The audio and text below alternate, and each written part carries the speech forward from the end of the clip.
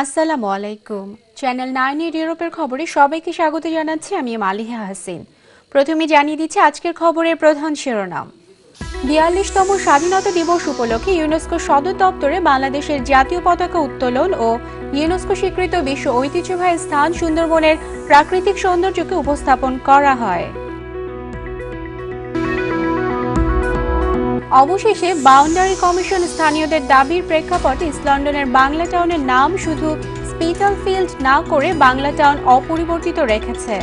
এই গণজাগরণে স্থানীয়দের সহযোগিতার জন্য সবাইকে অভিনন্দন জানিয়েছেন মেয়র।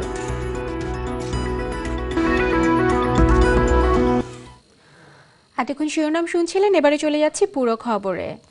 স্বাধীনতার ৪২তম বার্ষিকীতে প্যারিসের ইউনেস্কো সদর দপ্তরে বিশেষ অনুষ্ঠানের আয়োজন করা হয়েছে।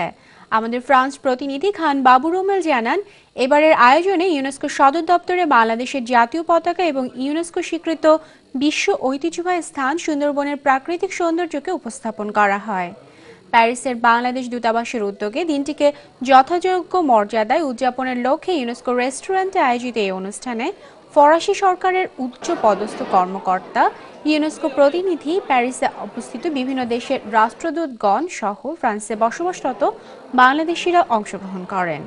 এ সময় রাষ্ট্রদূত শহীদুল ইসলাম এবং দূতাবাসের কর্মকর্তাবৃন্দ আমন্ত্রিত অতিথিদের অভ্যর্থনা জানান। এরপর বাংলাদেশের উপর সংক্ষিপ্ত আলোচনায় অংশগ্রহণ করেন ফ্রান্সে নিযুক্ত বাংলাদেশের রাষ্ট্রদূত শহীদুল ইসলাম, ফ্রান্সের জাতীয় পরিষদ সদস্য এবং ফ্রান্সের বৈদেশিক বিষয়ক প্রতিনিধি ভার্নিক রোজেলা। অনুষ্ঠানে বাংলাদেশের উপর তথ্যচিত্র প্রদর্শনের মাধ্যমে দেশকে তুলে ধরা হয়।